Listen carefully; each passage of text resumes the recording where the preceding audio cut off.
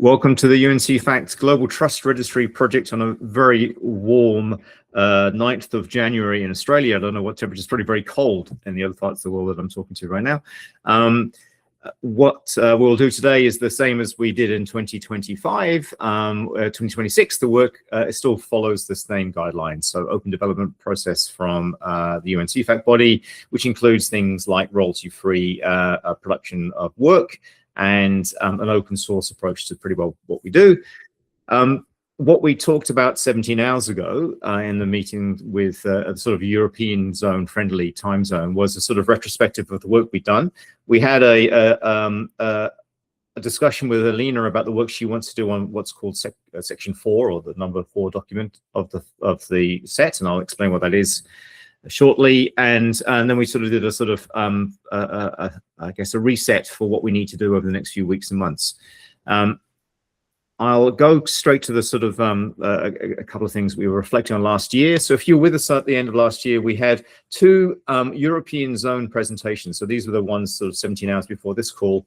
The first was on the work that Fidesz community has been doing with the KVK, with the Dutch Chamber of Commerce on business IDs and registrations and so on. And then 2 weeks after that, we had Alex Tweedale from Checked giving us a presentation on what Checked have been doing. So both of those are in the video archive. The videos are now all on YouTube because some people can't gain access to a kind of Google Drive space. In particular, Her Majesty's Revenue and Customs, who I was working or talking with last year, towards the end of last year, explained that their sort of standard operating environment doesn't let them access resources on YouTube, on Google. Of course, YouTube is owned by Google, so it's all a bit weird. But anyway, if you put it on YouTube, they can gain access. If you put it in Google Drive under a commercial enterprise license, they can't gain access because that would be dodgy, obviously. So very odd. But that's the world we live in. So pretty well all the content now is on GitLab and on the YouTube channel for the video content, because it's just too big to put in a Git environment.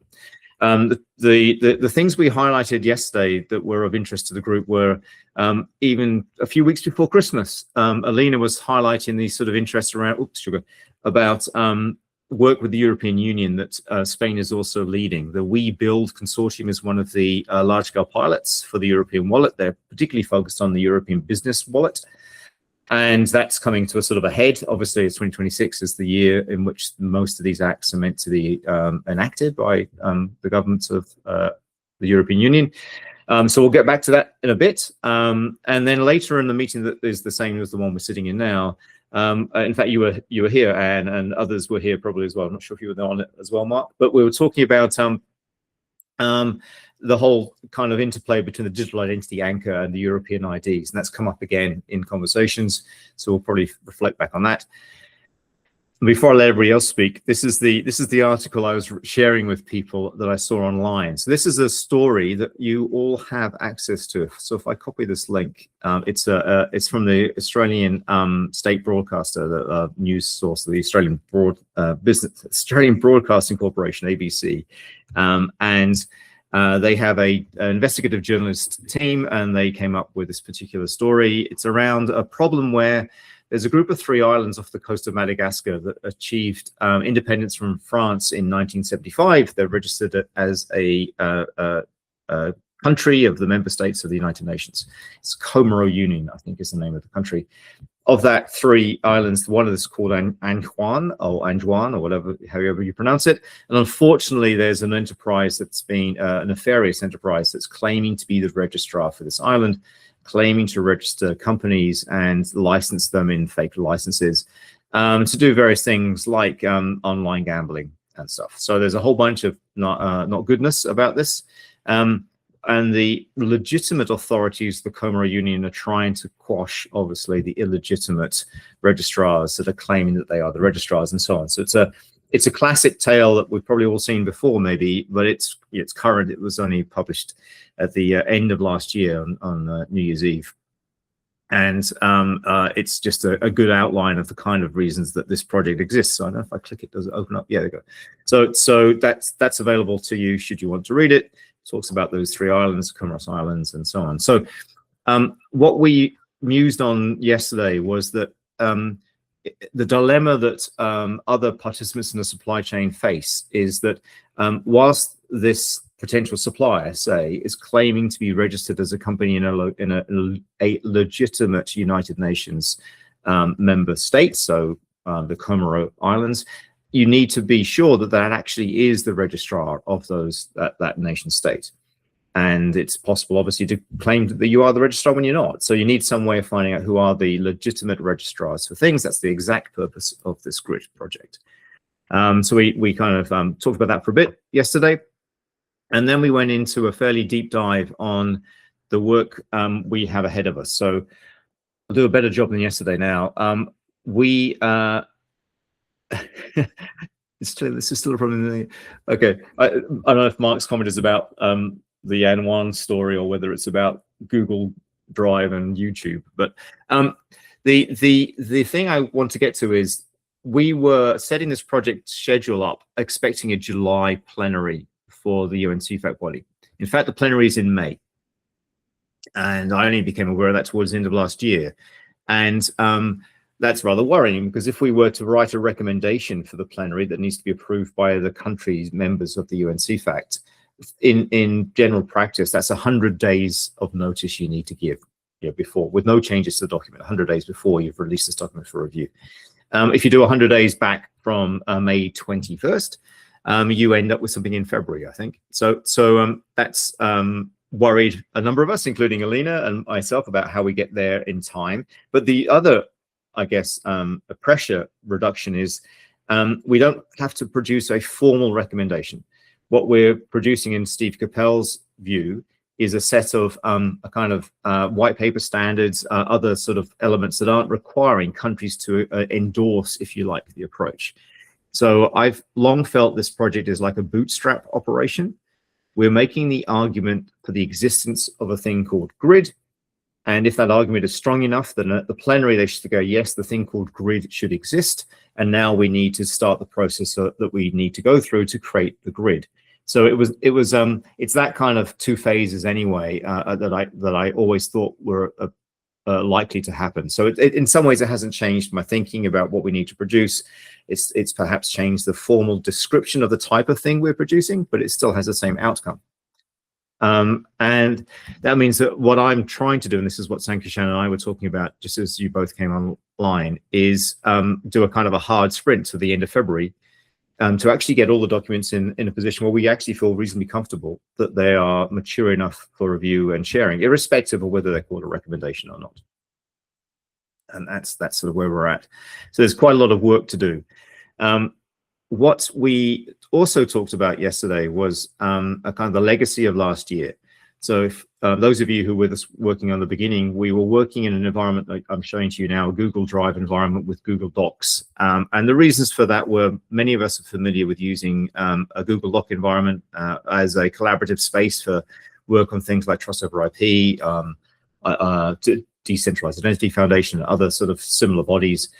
It's quite familiar, but for some people, they can't get access, and particularly those that are working in government regulatory environments often have a restriction to access of things like Google Drive. So that was a bit of an issue. But the other thing that came along was the environment that we're meant to host our projects on for the UN CEFACT body is now pretty well determined as the UNICC GitLab environment. So I think I might have that up and running here. Is that here? Yeah, okay. So this is the GitLab environment. I think I may have shown it to others before.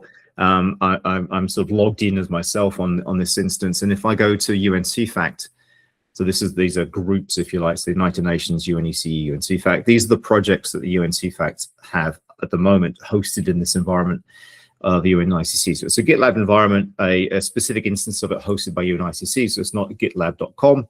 It's open source at unicc.org, but it's running GitLab as an environment. So that has taken up a lot of my time, sort of getting all sorts of content into this instance on GitLab and making that work in terms of auto-generating a website. So all of the content that we now have as a project is meant to be now on this effectively this site. The site is automatically produced from the markdown content inside the GitLab environment. So as you were coming on board, Sankishan and I were musing over the challenges many of us face in thinking about how to edit markdown documents in a Git environment, and doing all this weird stuff to do with forks and branches and merge requests and pull requests and whatever else, right? So that's a reality for many of us. A few of the people on yesterday's call volunteered, I suppose, that they wanted to learn about this environment because they were seeing it more and more, and they wanted therefore to get familiar with it, so they were comfortable to work on other projects. It's not just this one. It's using a Git environment, many using GitHub as well as GitLab. So it's not a bad skill to pick up, but it's still a learning curve of some significance. In my experience, it's taken me probably 6 months to feel pretty comfortable with it. And that's not an inconsiderable amount of time. We don't have 6 months to the plenary. Nevertheless, the documents that we're showing on here, are under in Markdown on this site. I'm making a statement, are the master copies of these documents. So whilst we still have, so if we look at, for example, this document number 4, well, I've maintained the numbering system and some other things just for a sort of transition process. But number 4, this particular document, also exists in our project deliverables folder inside the Google Drive, and we've got this version 4 here that was last updated on the 2nd of December. Oh, that's the business case. Oh, that's the business case. Sorry, I opened the wrong one. The version for the business case. There you go. This one, GTR04. What we were realizing yesterday, it's as to what Alina is proposing to do, is that this particular document is the product of a kind of combination process, a merge process that we did kind of manually, I suppose, during last year. So we pulled in a whole bunch of things. So Alina had been working on a separate document called the eligibility requirements for registrars. So going back to that idea about the Comoros Union and the Anaquan Island, how would we know that this was a legitimate registrar that we're agreeing to pull into the grid? Well, what are the requirements? What are the eligibility requirements? So Alina spent some time working on those, and we pulled them into this document, which existed as a sort of as an appendix. So if I scroll down, it doesn't appear in that contents list. If I scroll down the left here, you'll see Annex 2, I think it is. There you go. Annex 2 is effectively was a separate document, but is now inside the whole body of this document, and is all about eligibility. The problem, in some senses, is the logic of this document now is a bit weird, because it already had up here in section sort of 4.1 a little discussion on eligibility of authoritative registrars, and we obviously need to make sense of all this and simplify the structure and make it more coherent. Now, Alina is going to take that on and has taken a copy of the Markdown version. So going into the particular docs documents, this document here, I gave her a copy of this Markdown document, but converted to Word so that she could work on it. And she's going to send that back, and then I'll kind of do the process of bringing it back up into the site. What we've realized is that, and this is again what Sankishan and I were talking about a little before, is that that sort of thinking needs to be done. We've got these sort of named 6 effectively documents here. We kind of need to make sense of all of them in the sense of creating a coherent document set, or one document or something that would then be the published version of all our work. And that's not inconsiderable an amount of effort. One of the things I would want to do with that document is to bring in these discussions that I produced towards the end of last year on the economic argument for them. So I'm imagining in our documents, we need to make the case for change, and that case needs to be a socio-economic value case. So that the documents that we finally produce will need to have some sort of section, probably at the beginning, that argues for the change that these require. So that's sort of a rush through of all the things that we were talking about yesterday. I'll pause Let's questions or discussion from anybody.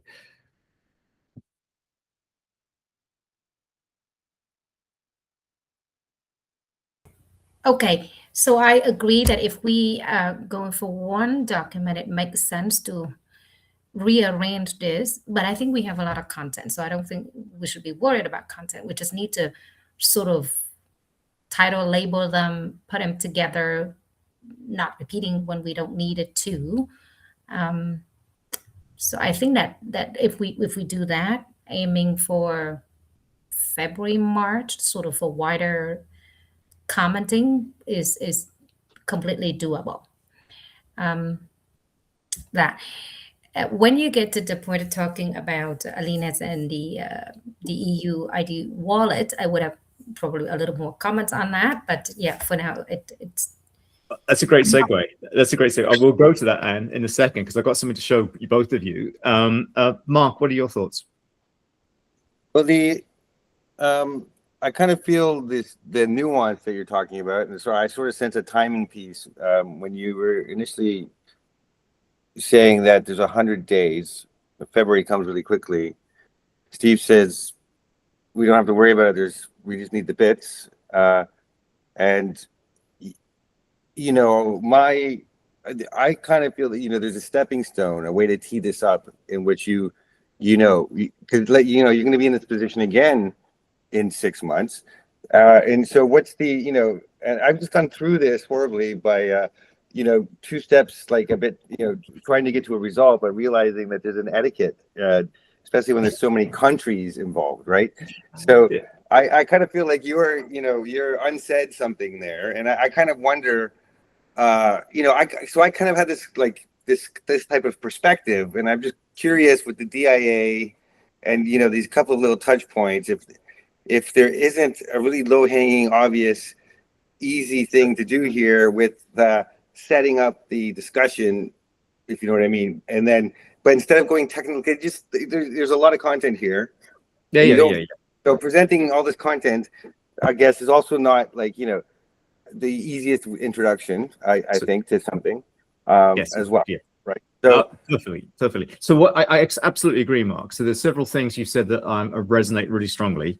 One is that let's finish the last one. There's a lot of content on here, and it's quite dense and detailed, and that needs assimilation and simplification. But it won't actually end up being that simple in the end. What we need in addition are what Hans was talking to yesterday's meeting about, sort of explainers, if you like. We need to make the case for, in my mind, different types of people, different stakeholders that need to be convinced that this is the right thing to do. So the different kinds of stakeholders could include registrars working for things like Her Majesty's Revenue and Customs, or for Customs House in the UK, or for ASIC here in Australia, or the Canadian version, or so on. But they could also include supply chain participants or representative bodies. They could involve the whole conglomerate of things like the European Union. They have, each of these parties have a different set of agendas and interests that need to be answered in the explainer. So rather than having kind of one simple explanation, I'm prepared to think that we might need 3 or 4 or 5, depending on the set that we think are unique of these stakeholder interests. The good news is, I'm quite comfortable that you can produce those things quite quickly now with the AI tools that we will have available. And I've been very, very deep diving for some weeks and months even on this whole thing. So I'm pretty comfortable that we can produce very good quality, and then maybe airbrush a couple of things at the end of it, explainers for different audiences based on the content that we have. And that's sort of my approach. So I absolutely agree with you, Mark. It's like, this is way too complicated. There's a simple path. But the other thing you're saying, I think, or at least I'm choosing to hear, is that there are other strategic steps to take to achieve the outcome we want. It's not just about producing pretty documents and nice sort of explainers. That won't do it on its own. We need to kind of lobby the right people, or approach them in the right way, and have the right conversations. And there's probably a multi-pronged approach to getting the outcome we want. Yeah. So do you know who those people are? Is that all clear? Yeah. I mean, and are they going to, are they aware, or are they over aware, under aware? Is it, and then is it, have you surveyed any of them? Have you actually asked them what they want? So we have a fairly, we have a reasonable, I think is the way to say it, reasonable representation of countries or kind of participating in the meetings, mostly in the meetings on the other time zone. So when Canada still, British Columbia at least, is a still player in this, and hopefully we'll come back to the fold shortly. Can I clarify here? I think it's super important. That might actually help a lot. So this is about international and legal authority at a registrar / sovereign level, you know, security infrastructure, really. You know, so that there's a slice of stakeholders that this is important to in each country. Yeah. So you might have representatives from each country or an interest from CEFACT, but are they the stakeholders that matter in that country? Are they a registrar, or are they the Treasury Board? Are they the Trade Department? Right? I don't like. There's like three main usuals. Yeah. Like, very good points. And the answer is yes. Yes, we have representations of the registrars of those countries. That's the point, really. So it's not just that I know some tech people that happen to be living in that country. Just say BC is a province. They're not federal, so they don't really have the authority. There's no authority, even though they have the amazing technology. The problem with that, and I mean the same thing with. I'd just say, like, I don't want to go any further. I would just say, you know, the open banking is a UK thing. They're trying to do international, but they don't have that scope. So again, there's a scope of authority problem. So really, it's just you need the people with the authority and the scope for the conversation, and that's where I find that has been the hardest thing to do. Yeah. You're right. It is the hardest thing. So we've got representatives from the Indian Department of Trade and Finance. I think Sankashan, correct me on the correct structure of naming of it, but those are the bodies that look after. They want to take the Aadhaar system into a commercial business environment and use it for trade. We've got representatives literally from Her Majesty's Revenue and Customs, who are the customs authority for the UK. You want to look at it from an import border control duties point of view. We've got interest from ASIC, the regulator of Australia. So yes, you're right. British Columbia is only a province of Canada, but they do register companies and they register mines, they register facilities. So they are the registrar for those things. In one province. Exactly right, in BC. Yeah, thank you very much, Sankashan, for the post in the chat. But that doesn't, I mean, heck, there are, well, I can't remember the number now, but let's say roughly 200 countries in the world, right? We've got like 4 or 5. And so the other point, the European Union, the other point is the European Union is, has to be tackled both singularly as a bloc and multiply as individuals. So Germany, for example, has been somewhat pushing against the UNTP, the United Nations Transparency Protocol, because they have other projects in play that they lead that they feel it sort of overlaps or conflicts with. The discussion document I'll show you in a second looks at how the We Build consortium, which is looking at this use of the European Business Wallet and the European identifier for businesses, how that aligns or conflicts with this idea of a digital identity anchor. Now, for me, these are essential important things because we are under UN CEFACT, under the UNECE, the European Commission, if you like, heavily for the UN. So there's a European sort of home that the UN CEFACT is part of. And Europe is a great big trading partner for all the world. So it's important to get this one right. But for me, what's fascinating about the phenomena in Europe is that the We Build work and the whole European Business Wallet work is Eurocentric, rightly so, but it doesn't answer for global trade. So inevitably, it's constrained, its scope is limited to those in Europe. You're not going to ask somebody from the Comoros Islands to get a European Business Wallet because that's an absurd thing because they're not a European member. So inevitably, for any international trade, which is effectively most trade, Europeans are not going to be able to use the EU IDs and business wallets. It's a very odd mindset. Yeah. Well, I think that's probably a good thing. I'm not going to go into the history there, but I think that's a user ID thing, and I think it's honestly, I'd advise to, there's obviously a transparency issue over scope of disclosure internationally with these IDs, so it's obvious issue cross-border data. Like, so 100%, you just nailed it. Like, so there is no, it's a binary problem as well. It's not like, you know, so the UK or, you know, the US, you lose your rights if you know, anyways, I'll stop there, but it's just like, it's obviously going to be a big problem geopolitically, and that's the elephant in the room, really, isn't it? So what we're doing, to your point on the screen, you're right about obviously the EU ID, but where the business alignment comes here is the idea of a delegated officer of a company. So that what the EU are doing is saying a business has officers, CEOs or COOs or CFOs, whatever the C's, and they are responsible for the actions and able to act on behalf of the company, and therefore they're kind of doing this link, if you like, between the two. It's a bit like in Australia we have a director ID and a thing called a relationship authorization manager, which is a link between companies and accountants and other things. Isn't that Gleef? No, Gleif is something very different, and that's a whole other conversation. Okay. Gleif is that.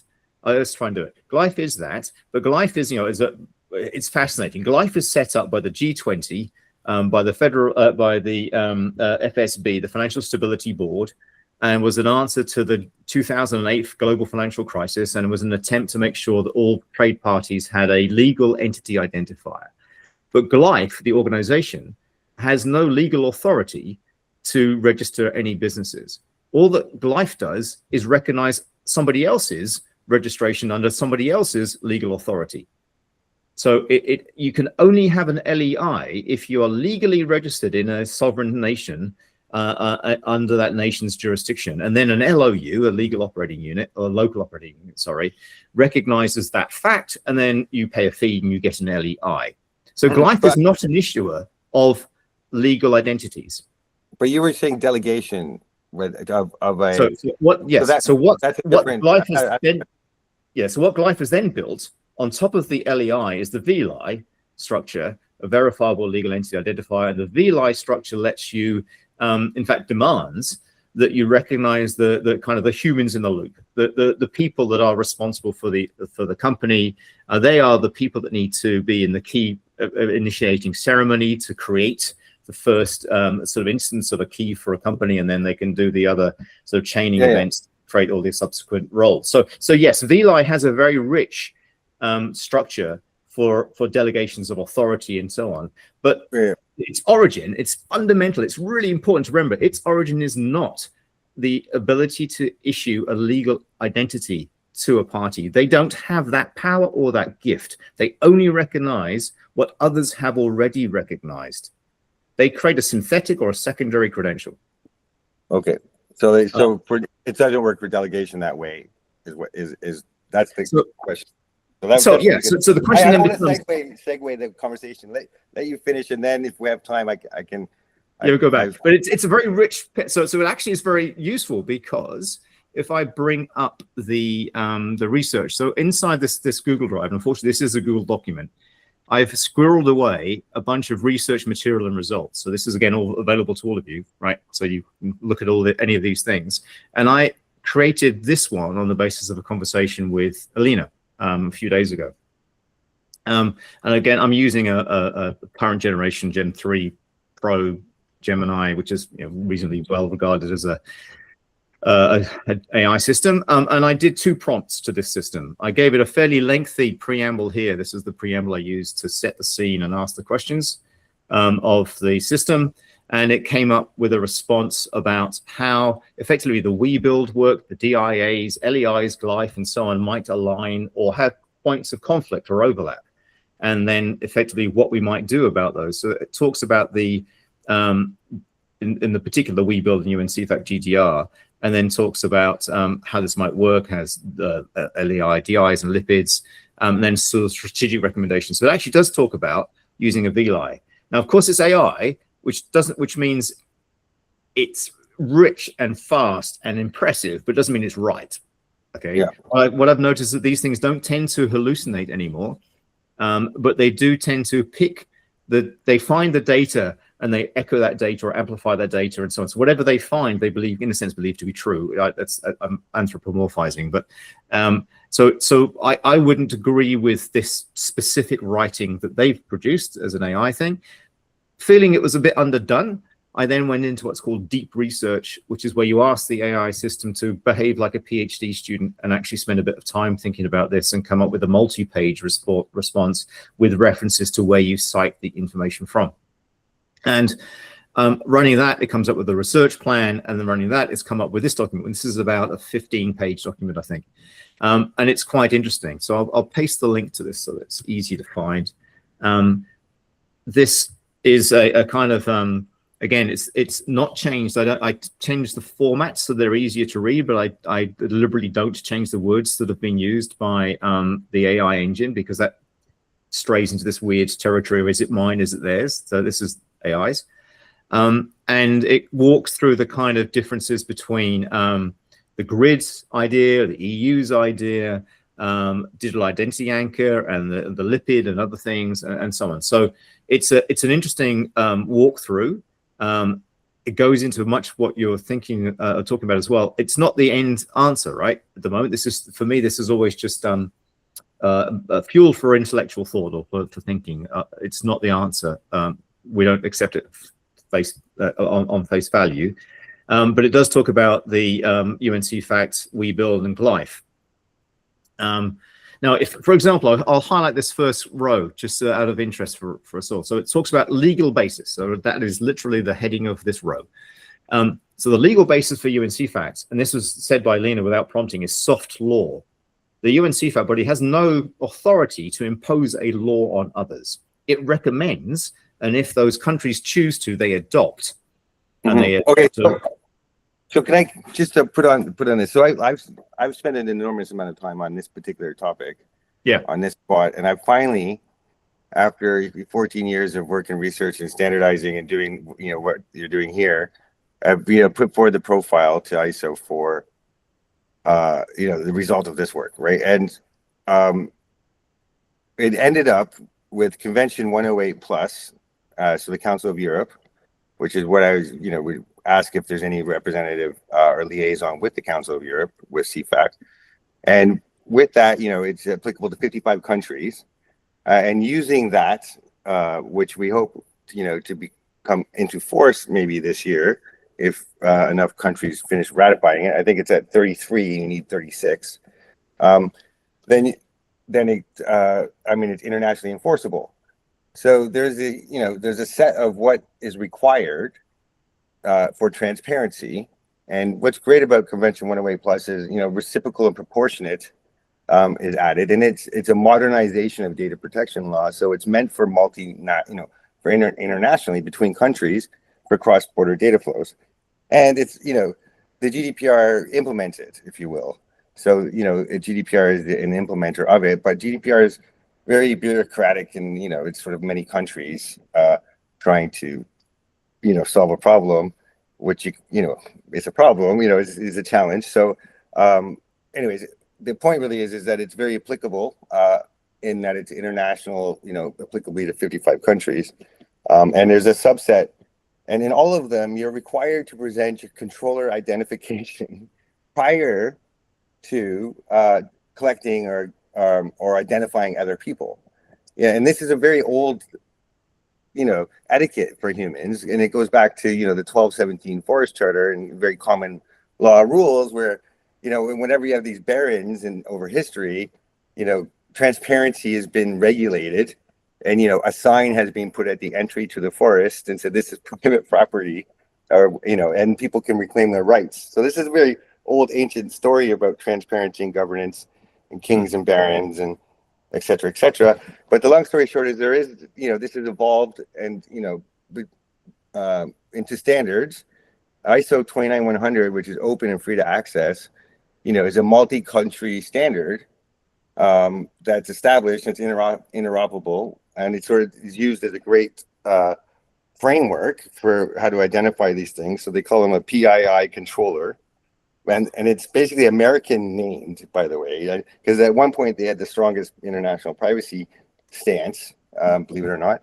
And anyway, so all of this stuff has been happening with the Convention 108 since 1981 with all of these countries.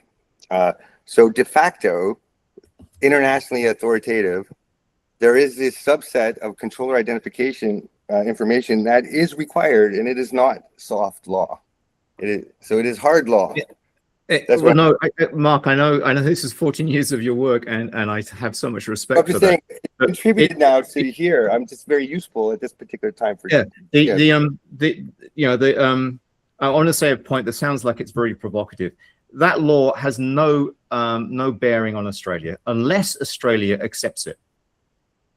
I'll say that again. Unless that law, yes. I don't care whether it's an ISO standard. I don't care whether it's adopted by 58 countries. That does not make it adopted by 59. Each country independently decides if they are going to accept, and if they bring it into their laws. It isn't an international. It's one of the funny things about international laws. There's no such thing except by the act of acceptance. So it's a treaty, first of all. So it's not a law. It does become enforceable in 55 countries, but it's voluntary. So it's a code of conduct. That's exactly right. That's exactly right. But it maps directly to all. So it maps to all the Australian laws, and in every law in every country, you're required to present the controller information, the controller identity. It's actually a human physical thing. You need a notice, or a human doesn't know what to do in context the first time they're there. It's just a human. It's like a human.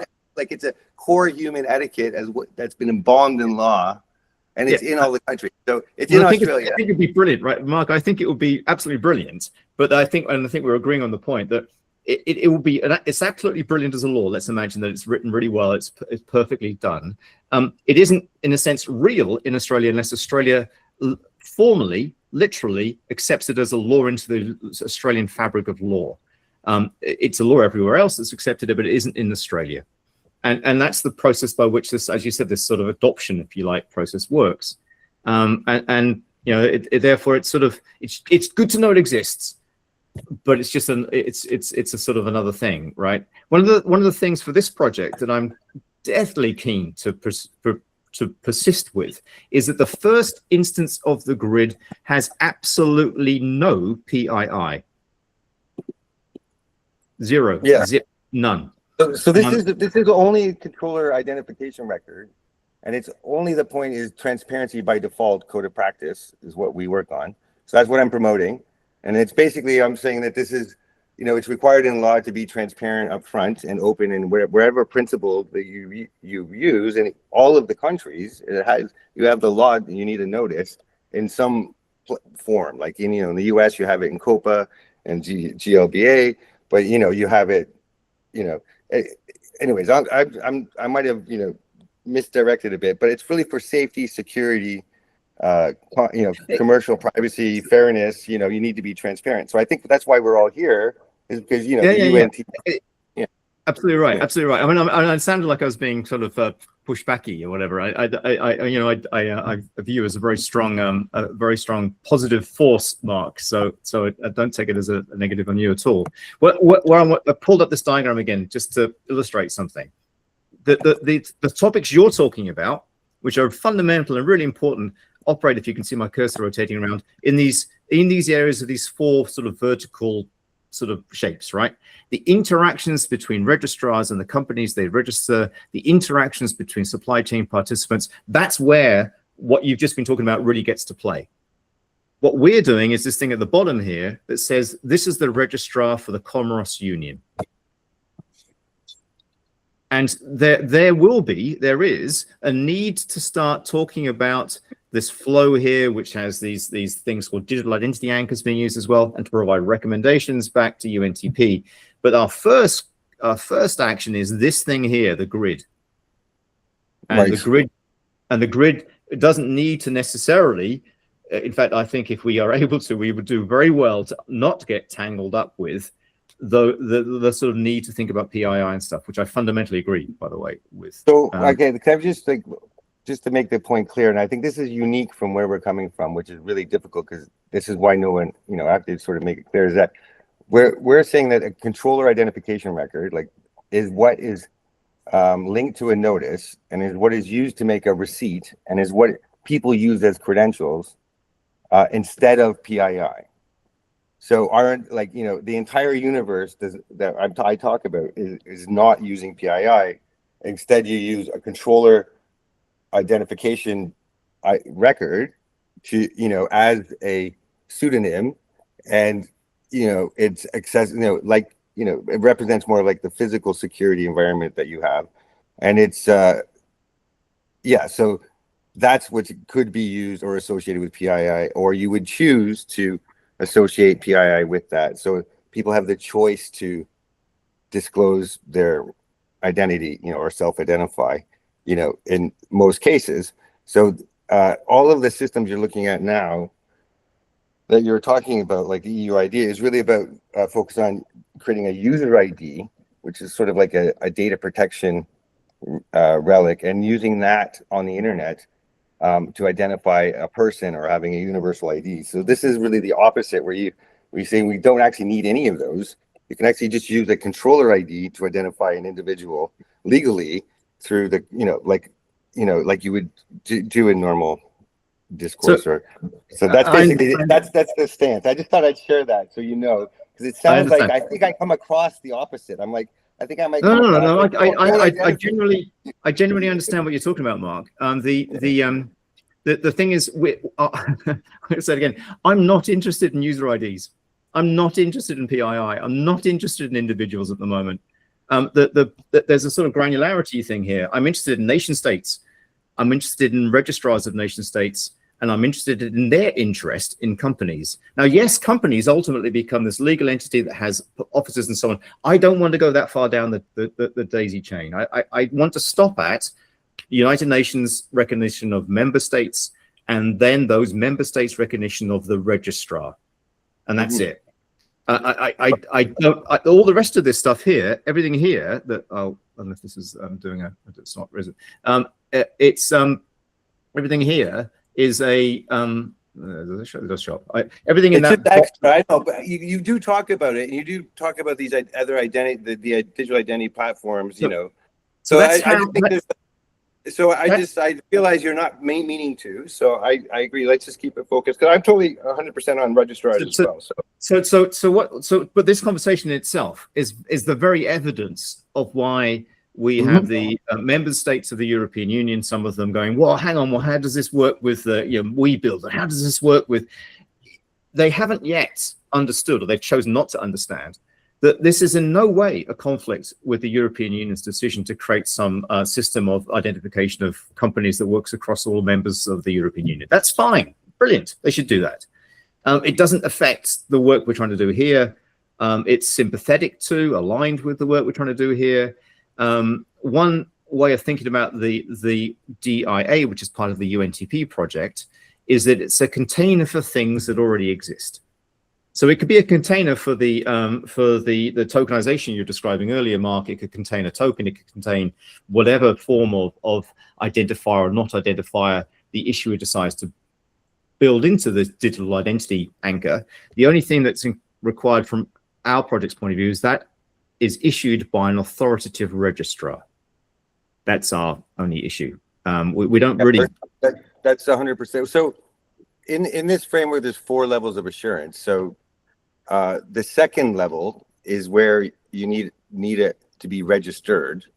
But the third level is where that, you actually need an active legal status. And the fourth is, actively dynamic.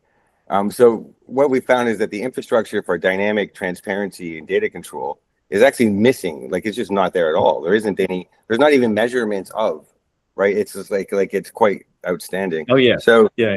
So we spend a lot of time on that. It's a very, very important point, Mark. And again, I want to say I'm very super supportive of it. I want to go back just for an illustration to the Comoros Islands, the Comoros Union, and I'll be very surprised if they are digitally mature. Good on them if they are. There are many islands in that part of the world that aren't, and many, like Tuvalu or Vanuatu that I know a little bit better, that certainly don't have a very mature digital infrastructure for government, digital public infrastructure. So that would mean they're unlikely to be issuing anything of note digitally. It's signed cryptographically or anything else. It's paper-based, it's whatever it is.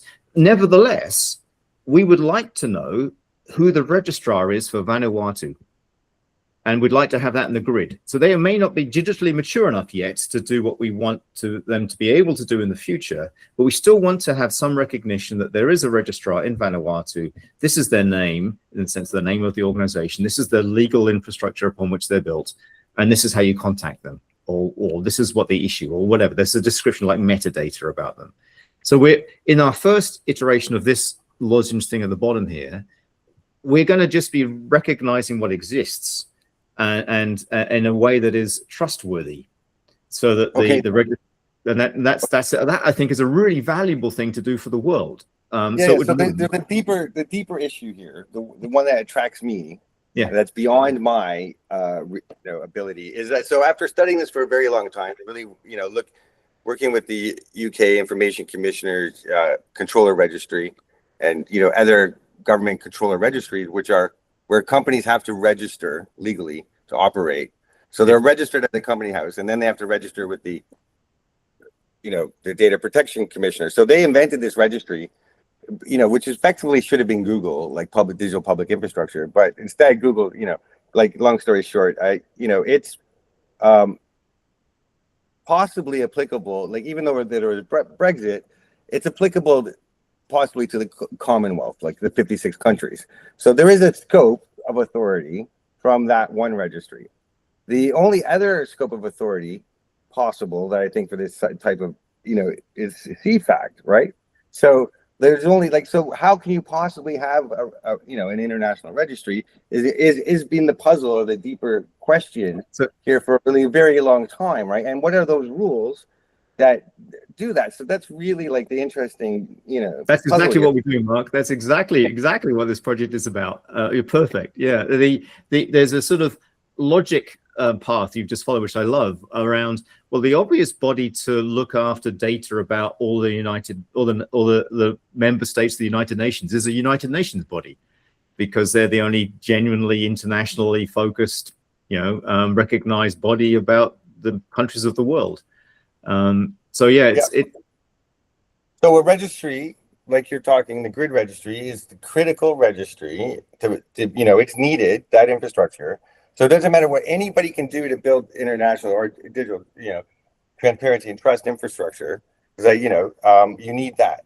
So that is definitely why I'm here, is because I've been working on it for a long time, but I do think the UK information. So we have this regulatory survey we're doing right now, where we're asking regulators, can you scale the digital privacy industry like you did the financial industry, where you had a security and exchange officer, they work in companies and they monitor, their behavior, and you have a bank account and everybody can see who's using their money, so why not glass box, data governance? So this is, can you scale internationally? Because the governance challenges are multilateral. They're international, and the cost and the effectiveness of this regulation is 0.001% of the cases are being looked at. It's this is ridiculous. So it's costing a lot of money. So we're asking them, the regulators, do you think you can internationally? This is a path, right? So I'm trying to validate whether or not the regulators will say yes. We controller registry. The Commonwealth model is something we can support, and we will enforce transparency, because these transparency rules to show, to identify who you are before you take someone's data for consent to be valid are as old as bloody time, and they're not being enforced, right? So why aren't you enforcing them? But obviously, that's it. They're stuck in a lot of bureaucracy and data protection. So that's the problem. That's the problem set. So I really want to validate this. So we have this workshop on the 15th, inviting regulators and past regulators and trying to get people to do surveys to say, look, can you validate this as a path? Is there a digital privacy officer industry internationally that can monitor registries, and you can scale and distribute like the financial industry, or what, right? So that's the question to them, which is very interesting. But I love the fact, I thought the UN would be where you would put the server, that's the only way you can do international transparency. Yeah, and so the other thing, I guess the other message that goes into these explainers is that this diagram looks centralized, right? The way it's been drawn, because it's just the way it was drawn. It doesn't have to be a centralized architecture in terms of its implementation. And in fact, there's a body of work I did just before the end of last year on the sort of sand pit for pilots, to say, how could we create a decentralized architecture about this approach. So one of the other documents I'll draw your attention to is inside the project page, is that there's a discussion on pilots and about the architecture of pilots. So this is not, I used the example yesterday of prototypes. So those of us who've been around a long time might remember a thing called the Palm Pilot, which was a personal digital organizer thing. And it was designed by an engineer who didn't know whether it was going to be successful or not. So the first thing he did was he put a little wooden block with a piece of paper around it in his shirt pocket with a pen, because he was an engineer and he had a pocket with it in his shirt. And whenever he had a meeting request or a kind of new person, he'd bring out this wooden block and write on a bit of paper on it. And what he was doing was learning what the requirements and functions needed to be of a device that had yet to be built. So this idea around building a pilot is much the same thing. This is not what this is a wooden block with a bit of paper around it. What we were trying to do with the design of the pilot is to allow us to work with registrars and explore the functional requirements, the behaviors that we need to have in whatever end system. So one of the design principles is this idea about harvester. The idea is that while the document looks like everybody puts everything inside the central area here, actually everything stays in the registrar. And we just harvest the information from registrars and we can present it to other registrars. But actually what will happen is, much like ICAO's PKD, each registrar would take a copy, like it would if it were a blockchain, take a copy of the current status, if you like, of the ledger, and would have it available to them, and they'd refresh that whenever they need to. Similarly, for each participant, they'd keep copy of public keys that they use frequently and only refresh them when they need to, and so on. So it ends up being fully decentralized. Anyway, this is a sort of a prototype architecture, and again, it's using this GitLab environment to actually illustrate. So the anchor, and I think we both have one, and I think the purpose is still the same, is to facilitate the exchange between the parties. So we're like, we never have really looked at each other's work. We am not saying the same words at all, like, completely almost different vocabulary. We're talking about like the same thing at such a level that's quite interesting. So it's great, but I think I have these things, some of these things. I know you react to saying, well, there is no hard law. And I'm like, well, there's, if you do the analysis, like I've done, research, you can go to all the countries and write down all the laws they have on notice and what they all say. You go, oh my God, there's one thing they all require, right? And it's this controller identity record. So if you have that, what you can do is you can have this standard, so you can be synchronic, like basically, which means distributed and decentralized. So, if everybody uses the same transparency mechanism or core record, then, there's at least there's a level of interoperability. But what you're talking about, these registries are really, you need those for much higher levels of assurance. But you could get away without, or with peer-to-peer transparency with the same records, right? Which would be better than what we have now, but obviously not. So there's a lot of scope there for not only just registrars and enterprise and mining companies and enterprises, but for people as well. So absolutely right. That's the thing. Absolutely right. It has a very I don't know, tantalizing big end game. But like kind of the way I'm approaching that, back to our strategic approach to getting people to agree thing, is not to start with, although we should always start with the end in mind. In this case, I want to start with the first step in mind and just get initial progress on the kind of grid concept, and then gradually push through the other concepts as you've been describing, Mark, around about sort of individual privacy and transparencies and protections and so on. Well, I think that I just want to say the identity conversation and market has been taken over and dominated by certain voices that have co-opted other the other people, and they're not representative of I'm just, I'm just saying of the knowledge and, other people in the industry. I just like to share that, and Yep. That's it. So I just think it's great timing.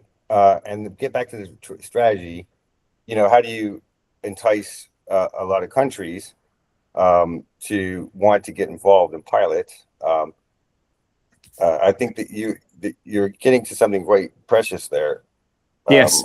Yes. So we do need to. So back to your point, we will be leaning on using the experience of Nancy Morris and Steve Capel and others that are part of the UN CEFACT body, but also we need to directly interact with people like Matt Oddy from HMRC and the representatives from India, from the DGFT and others, and bring more and more into the fold of the registrars of the world, effectively, because done the right way, there's no threat to them. It's actually a really empowering thing.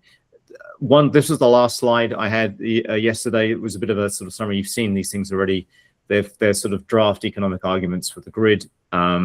There's a prototype that sort of is up and running. So I'll show that in a second. And it does this idea about harvesting. So the prototype, you can tell I was on holiday when I was creating it, because I created these fictitious islands, worlds, nation states, called Atlantis. Heard of that one before? Gondal, Ruritania, which is out of Princess Bride, and Genovia, which is some other literary work, and so on. So these are basically made-up countries. But what's happening is they have instances, separate instances of GitLab environments from which I'm kind of harvesting their information, and they give them an update about the registrars that they have in each of these countries. They're signed cryptographically, so I know that it's them that's issued the updated data, and I kind of pull it back in and I get this particular grid. So just like 2 points, I just have to. One is all hail the Emperor attack. So that risk. I just want to point that out there. So there's this one issue, and the other one is that if this becomes valuable, right, and there's international value or other value that's created because of this work. If you imagine, I'm a sociologist, and I look at this from this perspective. You can imagine that in different countries, the power or who would be in charge of this registry, might change, or like, so for example, the AI Act comes in, all of a sudden the e-wallet, now there's like, okay, government, you all have to have an AI registry, right? So now there's a law coming in 2026 for high risk transparency registries, they call them, and the standards are up for grabs, blah blah blah, and there's a big sort of battle going on. So if you look at what's really going on around transparency standards, so if you look at this, now there's a new laws are coming creating registries. So risk and opportunity, I'm just saying. So that's also a consideration, I would say. So if you take a stance and go, oh well, the Trade Department or the Finance Ministry should do, or the mining people who do mining, or should it be the privacy, the governance, but body? Mark, that's true. That's a real problem. A lot. Yeah. So that's sort of a very interesting part it's not, about how it's not our problem. It's not my problem. It's not our problem. That is the rightful problem of the nation state to decide who it is in their country should be the registrar for a thing. It's not for us to say. I'm not going to say it should be the Department of Finance or anything else. It's not for me to say at all.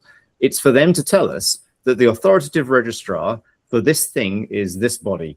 And that, as you rightly say, may change over time with political whim. So we had to make recommendations in February in a report, or line up recommendations for them.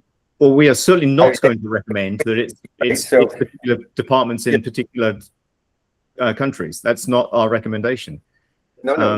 But this is the tightrope. So I'm just I think there is a line there that's really interesting. But I'll have to learn how to talk about it. I don't have the words for it. There's I'll write something hopefully if I can get it together fast. And Mark, please. I mean, I think you have already. You share with me some of the references to work you're doing. If you're comfortable, put it on the Slack channel or on the group email or even in this chat now. The links you mentioned, I can't remember what the convention number was, a convention number and an ISO standard and so on. So if those are things we should kind of point to and have a look at, then please give us those links. Yeah, I will do that. You know, but maybe I'll I'll look and prepare something.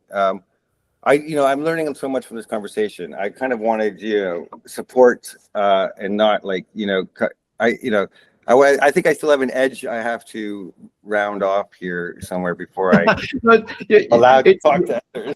Yeah, you're fine, Mark. It's like the edge of them doesn't bother me at all. It's just that it's sort of cutting in the wrong direction is the thing. Yeah, that's what I'm saying. I want to get the right direction first before I so maybe I'll do well, I'm doing this research, like I'm saying, for next week, trying to get a regulatory people involved. So I'm inviting you. Maybe you would like to attend. I don't think you would, because it'd probably be at like 3 a.m. for you or something. So I'll check it out. I might actually be on leave for a couple of days next week as well. But Anne wants to say something quickly, I think. Anne? Yeah, just quickly flag something that I think what the grid would be useful for situation like you brought up the EUID and we work, and I know I am familiar with their work.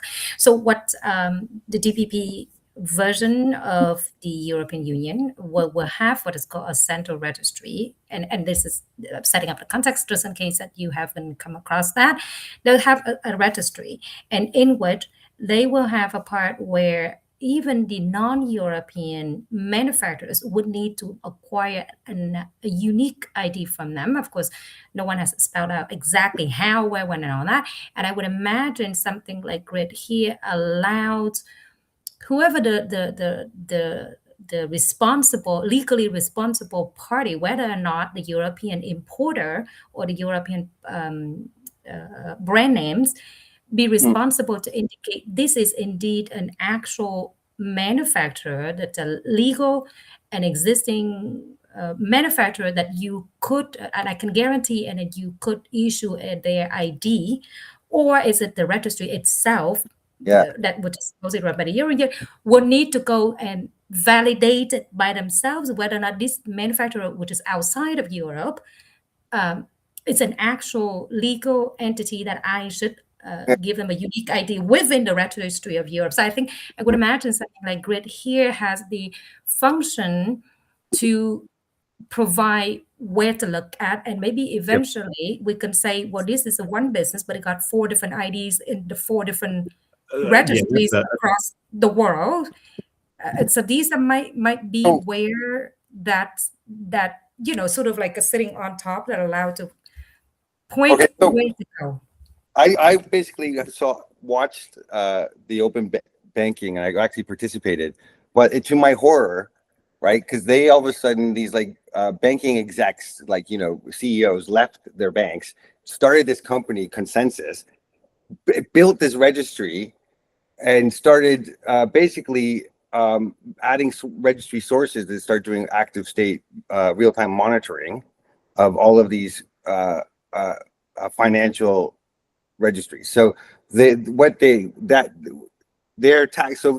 model. If you look at the financial industry of how they went ahead and did this assurance and how they started doing it with third parties.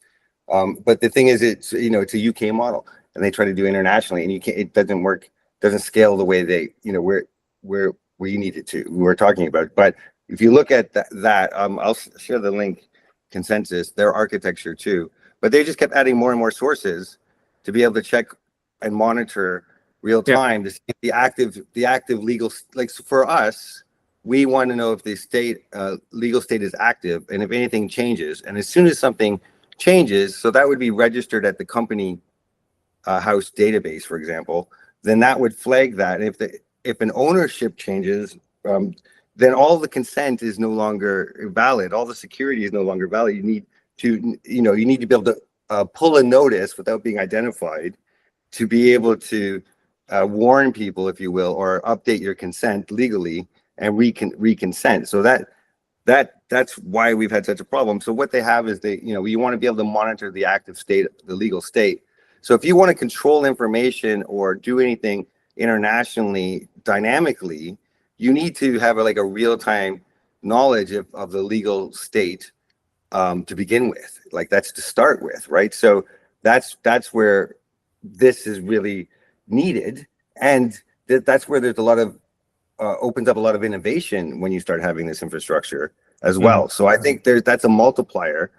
This problem that you have is also a solution, and I saw these banking to my horror, I saw these banking execs get together and do this like by themselves. I was like, oh my God, they're doing what we should, but they, in the end, they've just done it they didn't do it for transparency.